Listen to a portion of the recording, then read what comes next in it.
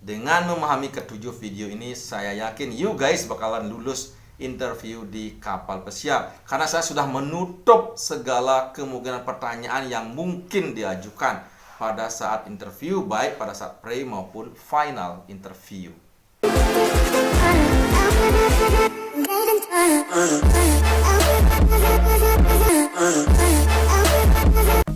Hai guys, see you again with me, Sriyadi. Di video kali ini saya akan merangkum segala hal yang you guys harus ketahui jika you ingin bekerja di kapal pesiar sebagai galley steward. Mulai dari persiapan, yaitu apa yang you guys harus siapkan dan ketahui jika ingin melamar kerja di kapal pesiar. Pertanyaan-pertanyaan apa saja yang akan diajukan pada saat pre maupun final interview dan yang lain-lain. Agar you guys mendapatkan informasi yang maksimal dari isi video ini, saksikanlah video ini sampai akhir. You guys yang belum subscribe Sriyadi channel, silahkan subscribe sekarang juga. Ingat, subscribe itu gratis. Jangan lupa tekan belnya di bawah. Yang pertama adalah kesehatan.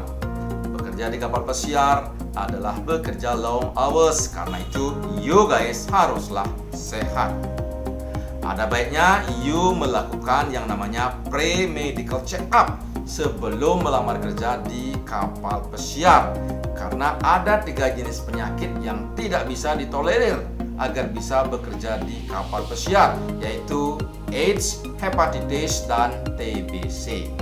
Nah, jika you terjangkit salah satu penyakit ini, maka you harus menerima dengan lapang dada kenyataan dan jangan lagi melanjutkan cita-cita you untuk bisa bekerja di kapal pesiar.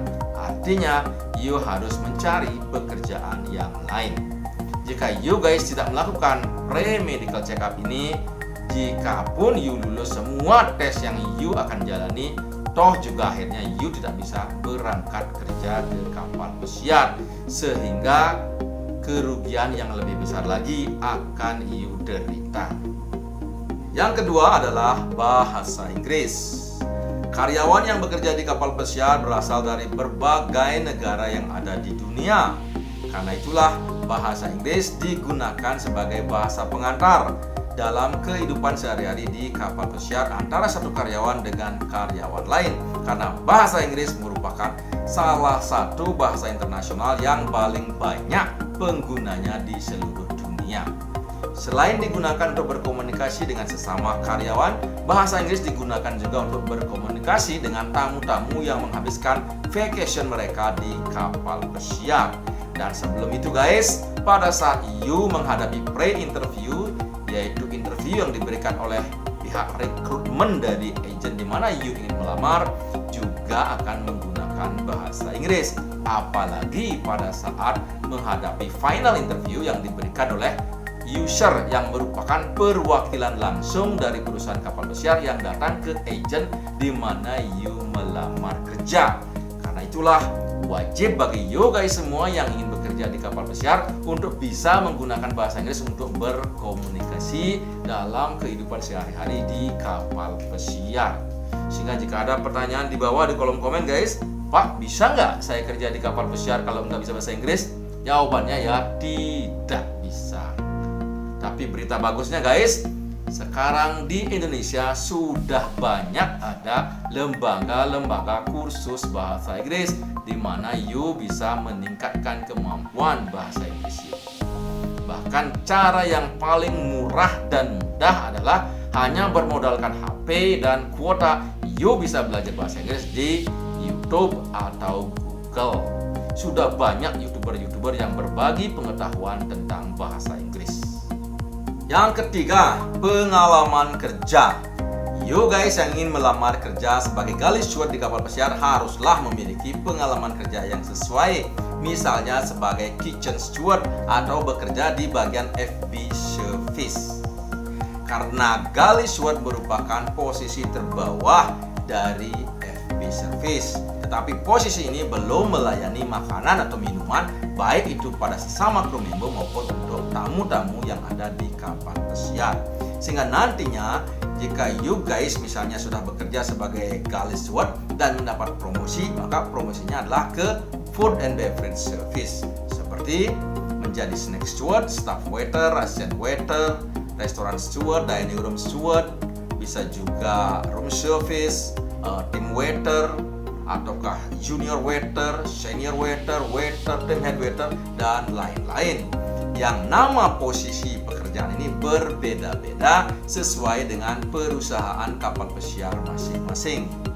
Bisa saja nama posisinya sama tetapi pekerjaannya berbeda di perusahaan kapal pesiar yang lain, atau juga sebaliknya, nama posisinya berbeda tetapi memiliki tanggung jawab atau pekerjaan yang sama di perusahaan kapal pesiar yang berbeda.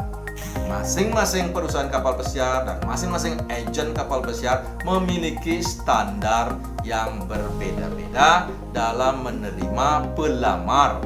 Apakah minimal pengalaman kerja yang harus dimiliki adalah 6 bulan, 1 tahun, dan sebagainya. Atau ada juga yang menetapkan bahwa seluruh pelamar yang bisa melamar ke kapal pesiar haruslah masih sedang aktif bekerja pada saat melamar kerja. Nah, walaupun syaratnya ini berbeda-beda, berita bagusnya guys, ada banyak agen kapal pesiar.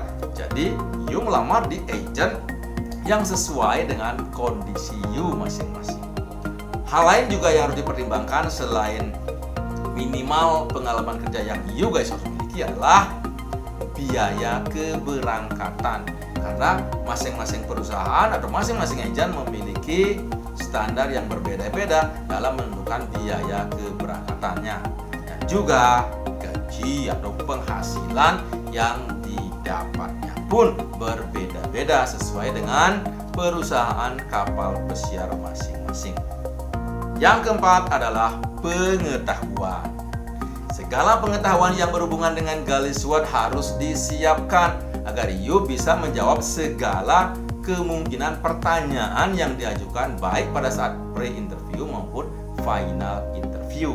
Lagi sekali guys, pre-interview diberikan oleh bagian rekrutmen dari agen di mana you melamar kerja. Sedangkan final interview diberikan oleh user yang merupakan perwakilan langsung dari perusahaan kapal pesiar yang datang ke agen di mana you guys melamar kerja.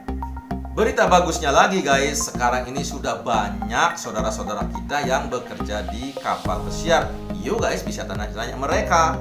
Dan juga ada banyak sekolah pariwisata, sekolah kapal pesiar. You juga guys bisa mendapatkan pengetahuan dari tempat-tempat itu.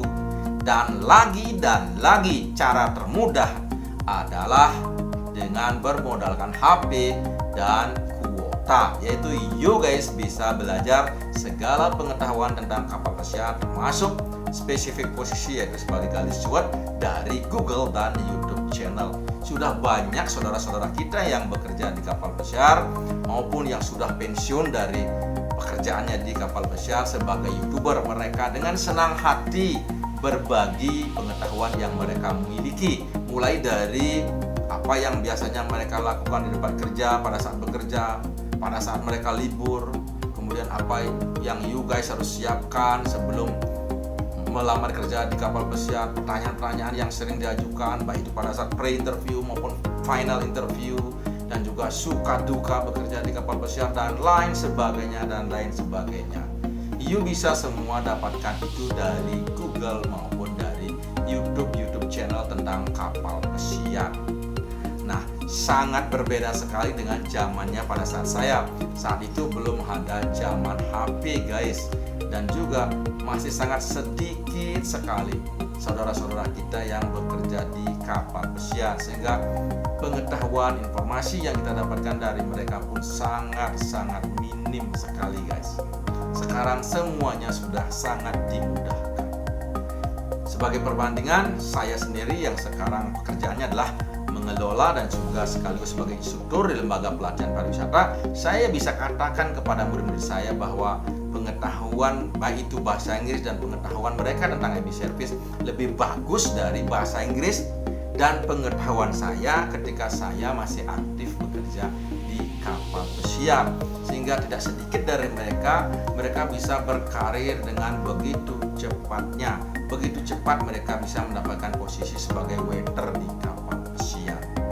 Nah guys, jika memang cita-cita you sudah bulat ingin bekerja di kapal pesiar dan memilih posisi galley steward, saya sudah menyiapkan dan membuatkan video-videonya.